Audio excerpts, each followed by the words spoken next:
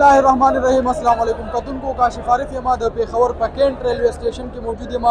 د پخوانی وزیر اعظم میاں نواز شریف راتګ په سلسله کې په لاهور مینار پاکستان کې یو جلسه منعقد شوې ده د هغې تیاریانې په خیبر پښتونخوا کې هم شروع دي د مسلم لیگ نون خیبر پښتونخوا لخوا د هغه جلسې دپاره یو لویه قافله د ټرین په ذریعه باندې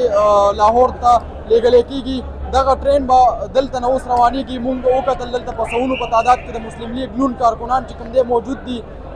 هغوی سره مونږ خبرې اترې کوو مونږ سره دلته یو مشر موجود دی دی سره به خبرې اترې مونږ کوو مشره خپل تعارف را سره وکړئ بیا راته ده ووایي چې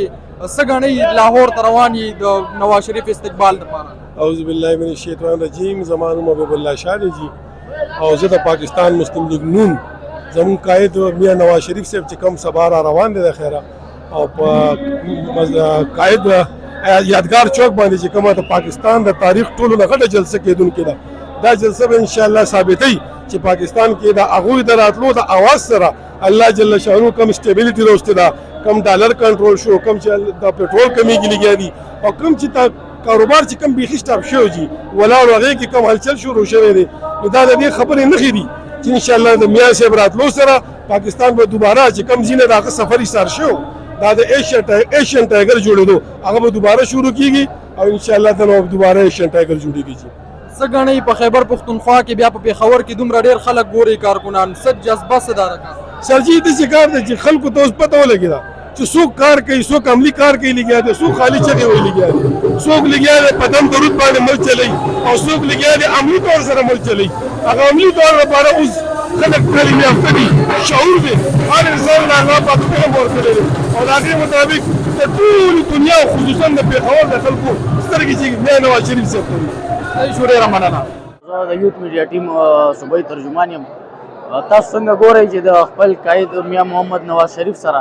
د مینې په خلوص باندې د دې نه مخکې یو ټرین لاړو خیبر ټرین چې په هغې کې هم زمونږ کسان لاړل او دا بل ټرین چې کوم سپیشل ټرین ارینج شوی دی د انجینیر امیر مقام صاحب ارینج کړی دی د کې پي کې دپاره